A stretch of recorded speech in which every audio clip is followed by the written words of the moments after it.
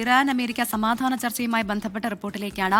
ഇന്ന് സമാധാന ചർച്ച സ്വിറ്റ്സർലൻഡിൽ തുടങ്ങും എന്നുള്ളതാണ് ഏറ്റവും പ്രധാനപ്പെട്ട വാർത്ത. മധ്യസ്ഥ രാജ്യമായ പാകിസ്ഥാൻ ചർച്ചയ്ക്കായി American vice president JD Vance സ്വിറ്റ്സർലൻഡിലേക്ക് പുറപ്പെട്ടിട്ടുണ്ട്.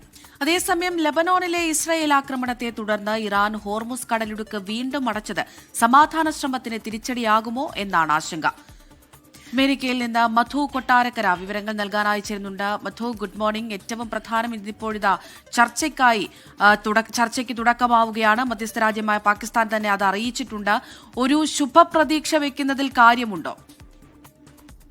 Good morning Pravitha, Amrita.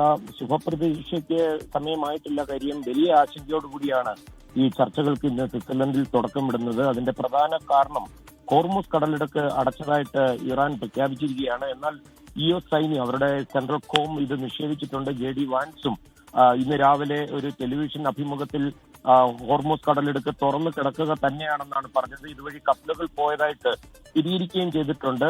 ലെബനനെതിരെ Israel നടത്തിയ ആക്രമണമായിരുന്നു ഈ ഹോർമുസ് കടലിടുക്ക് പെട്ടെന്ന് അടയ്ക്കുവാനുള്ള കാരണം. ഏതാണ്ട് 32 പേരോളം കൊല്ലപ്പെട്ടെന്നാണ് ഏറ്റവും ഒടുവിൽ ലഭിക്കുന്ന റിപ്പോർട്ട്. തെക്കൻ ലെബനനിലാണ് പുലർച്ചെ ഇസ്രായേൽ ഈ ആക്രമണം നടത്തിയത്.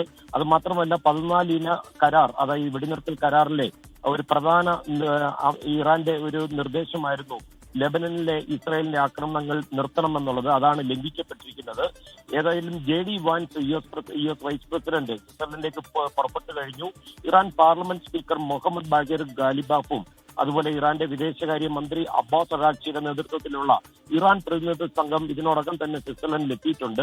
ഇതിന് മധ്യസ്ഥത വഹിക്കുന്ന പ്രധാന രാജ്യമായ പാകിസ്ഥാന്റെ പ്രധാനമന്ത്രി ഷഹബാസ് ഷരീഫും അതുപോലെ പാകിസ്ഥാന്റെ സൈനിക മേധാവി അസീം മുനീറും ചർച്ചയിൽ പങ്കെടുക്കും. അതേസമയം ഈ ഹോർമുസ് കടലിടുക്കില് 60 ദിവസത്തേക്ക് കപ്പൽ ചുങ്കം ഏർപ്പെടുത്തുവാൻ അനുവദിക്കില്ലെന്ന് ഡൊണാൾഡ് ട്രംപ് പ്രഖ്യാപിച്ചിട്ടുണ്ട്. അമേരിക്ക ഇത് ഒരുപക്ഷെ ഈ 60 ദിവസത്തിന് ശേഷം ഒരു സർവീസ് ഫീ പോലെ ഒരു ടോൾ ചുമത്തുവാനുള്ള സാധ്യതയും ഡൊണാൾഡ് ട്രംപ് ഒരു സൂചന പോലെ നൽകുന്നുണ്ട്.